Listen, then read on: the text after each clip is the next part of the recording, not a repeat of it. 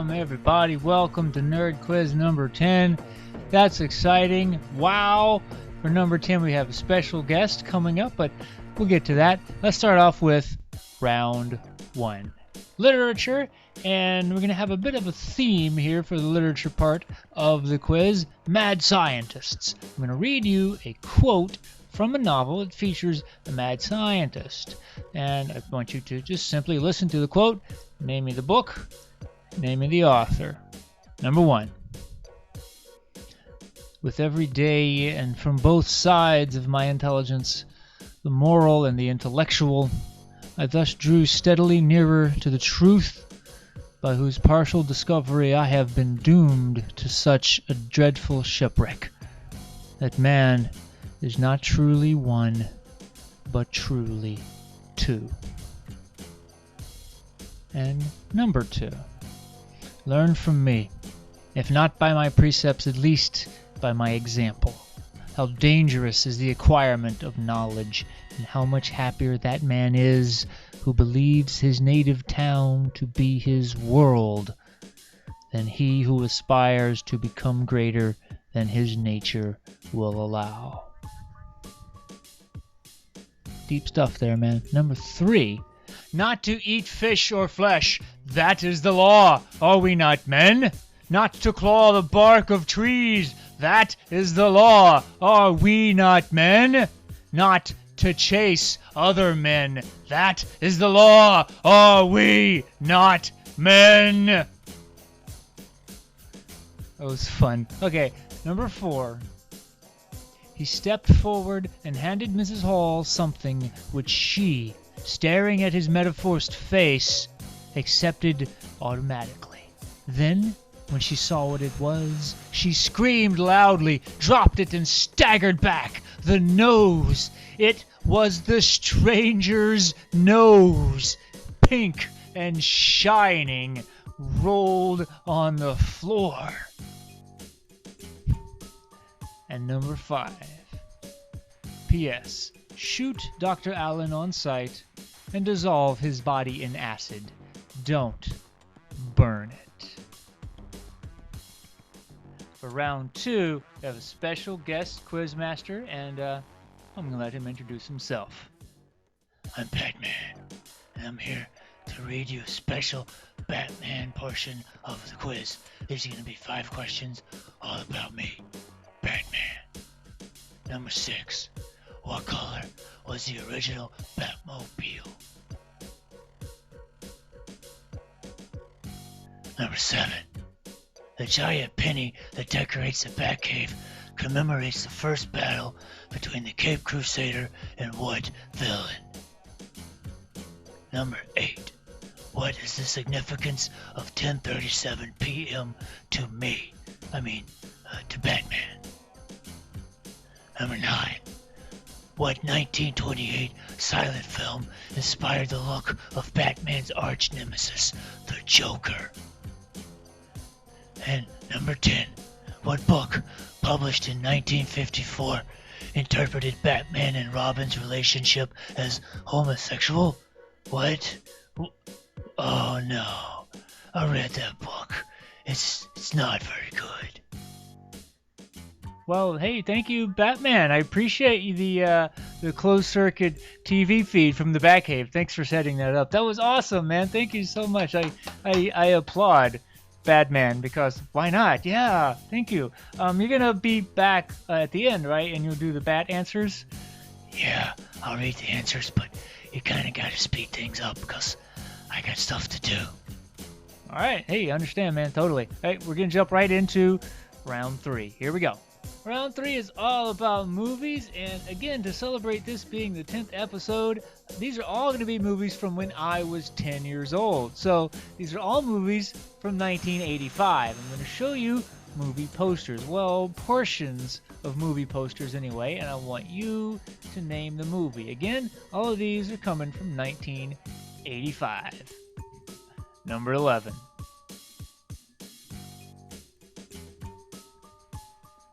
Number 12.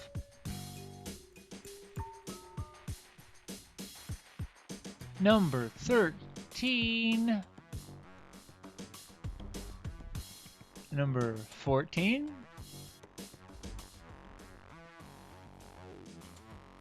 And number 15.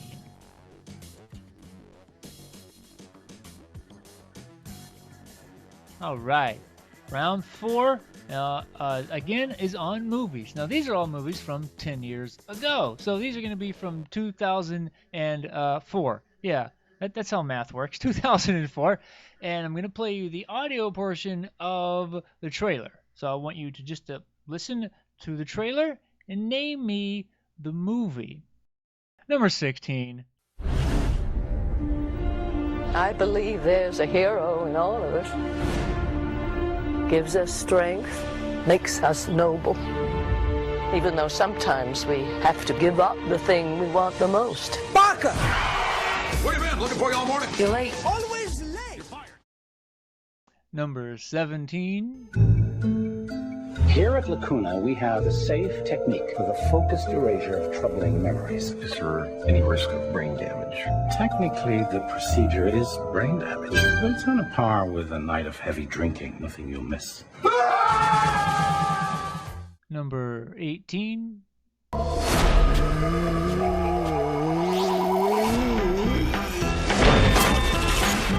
Do you ever think modern life is not for you? Do you do the same dead-end job every day? There's no I in team, but there is an I in pie.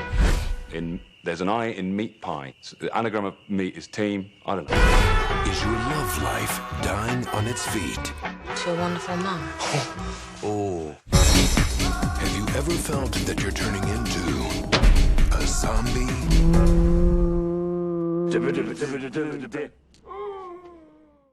Number 19. The incident that happened at the Two Pines wedding chapel that put this whole gory story into motion has since become legend.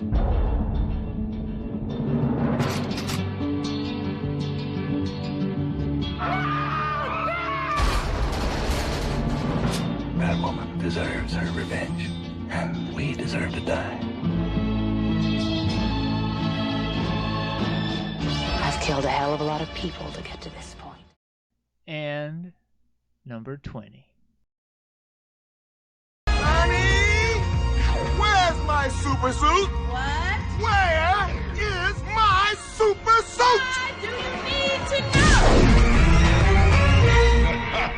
You tell me where my suit is, woman! Yeah. Well, cool. Pencils down. Hope you all did well. Let's go over the answers and see how you all did here on Nerd Quiz number 10. Round 1, literature with our mad scientist theme. These are quotes from novels, and see if you knew the novels. Number 1 is a quote from The Strange Case of Dr. Jekyll and Mr. Hyde by Robert Louis Stevenson, all about the duality of man. There's the good side and there's the bad side, and those are two separate things in the brain there that he manages to separate. This is pretty cool, man. Number 2, that is from Frankenstein. I almost said Frankenstein.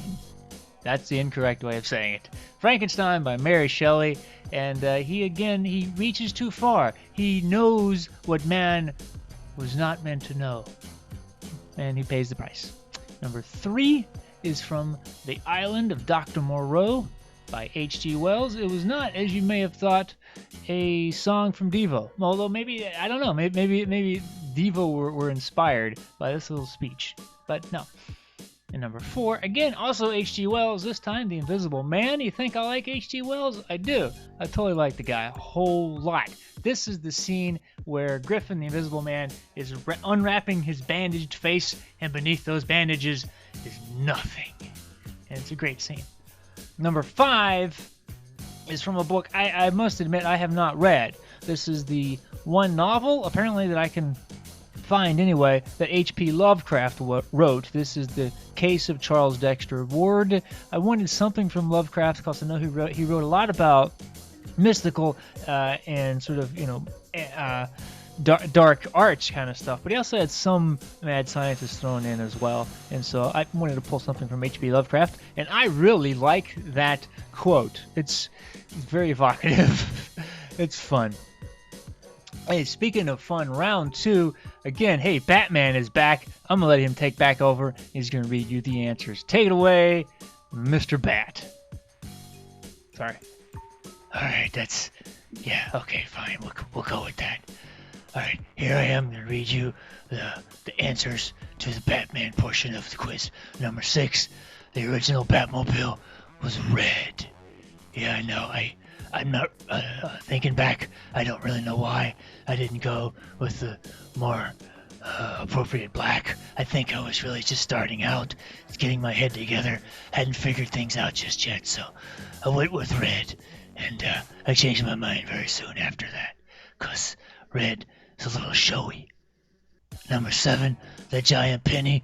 Well, these days I like to tell people that I got it from Two-Face, but the truth of it is, it came from a guy called the Penny Plunderer. His whole gimmick was that he stole pennies and that he threw pennies at people. He was kind of lame, and I'm glad he's not around anymore. He's kind of stupid. Number 8, what is the significance of 1037? Well, it was a time when my parents were killed. It's a very dark time of my life, and I relive it every night.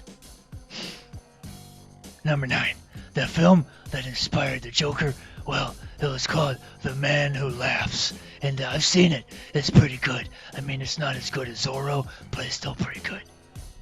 And number 10, that stupid book that was called The Seduction of the Innocent. And it raised a lot of people's worries about comic books at the time. People thought it was going to brainwash their children and make them evil, turn them into, well, homosexual criminals. And, well, after that book came out, a lot of parents got scared, and the comics industry enacted the comic book code. And then, well, things got kind of weird. Anyway, that's the Batman portion. Hope you did good on that. Hope you did good on the rest of the quiz. I gotta go. Bye. Hey, Batman. If you could stick around a little bit longer, man. At the end, I'm gonna do this thing that I call a ramble, and I'm gonna talk about Batman. I got a couple of questions that I wanted to ask you, kind of about what you were doing back in the '60s. I'd like to, but he's out there right now, and I gotta go to work. Hey, okay, he's a busy guy. All right, well, thanks again, Batman, for helping me out, man. All right, well, let's do the answers for round 3 on movie posters. Number 11, that was for an awesome movie. I have not seen that in a while, man. I think I'm going to have to revisit that. That was Brazil by Terry Gilliam, an incredible movie. If you have not seen it, I don't want to give anything away because it goes into some strange places that are very unexpected, and it's great to go into that movie completely unaware of what's going to happen. Check out Brazil if you haven't. It is great. Number 12, I have not seen it. I don't think I have. Maybe I have. It may have come into my life at some point and then quickly gone right away again. But that was the Care Bears movie. Yeah, I was looking through the list of movies from 1985. I saw that and I thought, gotta have it, man. Absolutely. Number 13, a movie I have pretty decent memories of is a Ron Howard film. It's called Cocoon. I remember it being pretty fun. Old people visited by aliens and they get young again. Yeah, why not? It's fun, man. Number 14 is The Day of the Dead, the last of the original Romero zombie trilogy, until he started making them again in the 2000s. But for a while, Day of the Dead was the last one. And number 15, I bet you all know this one, man. That is Mad Max Beyond Thunderdome. Oh, one of the great action films of all time. That's another one I gotta go watch again. Yeah, that was a good movie, man. All right, round 4 was on movie trailers. I was playing you the audio here, and I hope you got these. Number 16, that was a little speech given by Aunt May in Spider-Man 2. Kind of set the tone for the whole film. Number 17 was for a great movie called Eternal Sunshine of the Spotless Mind. I think it's got kind of a cult following now. I certainly hope so. It's a great movie. Number 18, I'll bet a lot of you guys have this as one of your favorites, Shaun of the Dead. a hilarious movie, full of zombies, full of great jokes, Queen songs. Yeah, it's got everything. And number 19, my second favorite Quentin Tarantino movie. My first is Pulp Fiction, but this one is Kill Bill Volume 2. Very good movie. I saw it in the theaters. I've seen it a few more times since then. And number 20, that is The Incredibles from Pixar. A great, fun movie all about superheroes. Yeah, it's awesome. And here we are at the end, which brings us to the topic at hand, Batman. Now, I love Batman. I'm a huge fan of Batman, but not the goofy, campy television show from the 1960s. However, I am apparently alone in not liking this show. I know a lot of people who are very nostalgic for that silly television show. People who, like me, were not alive when it was on the air, but we've seen it on TV, like TV Land. We've seen it on, our various local stations after school. Yeah, and I liked it then because I took it seriously. I didn't realize it was a comedy, that they were spoofing comic book heroes in general and Batman specifically. Yeah, Batman had some weird times in the comics, and they were making fun of that. But I thought it was like real action. I thought it was legitimate danger that Batman and Robin were in at the end of every cliffhanger episode. There was one in particular I remember. Batman and Robin had been taken captive, as always, because they're terrible. They were tied up behind the targets of a shooting gallery at a fair, I remember, some sort of maybe county fair. And there were kids on the other side who were going to fire live ammunition at the shooting gallery targets and would then hit Batman and Robin, who were tied up in the back. So I was worried. It's like, oh my god, they can't get away. They're going to die. Batman and Robin are going to be murdered unknowingly. How can they possibly escape? Don't leave me hanging, television. And so the next time when the show came on, I waited breathlessly. How are Batman and Robin going to escape? They can't. They're going to die. But they didn't. And this is how they escaped. They held up their feet, because the bottoms of their shoes were bulletproof, which is apparently standard issue superhero garb. Bulletproof shoe bottoms, not bulletproof pants or bulletproof shirts. No, bulletproof shoe bottoms. So they held those up, and all of the bullets hit their shoes miraculously, and they were saved. And even as a child, I did not buy it. And I turned my back on Batman for a while, until Tim Burton. He put the darkness back into Batman. He put back in the grit, the shadow, the terror that is Batman. In Batman's origin, he witnesses his parents murdered in a back alley as a child. Okay? That will make you dress up like a denizen of the night and murder punch all the bad guys. Not put on a leotard and dance the Bat-Tusi. Okay? So, if we want to start off with massive emotional mental scarring, it has to be dark, right? It can't be silly. You can't have him carrying around bat shark repellent spray and labeling everything meticulously and living with his aunt. Can't. Okay? That's not the Batman I want. Give me the dark Batman. Give me the brooding, Hamlet-like Batman. Please. Hollywood, you've done okay so far. You've tripped a couple of times, but for the most part, you have done Batman correctly, and I applaud you for that. Keep Batman dark. Thank you.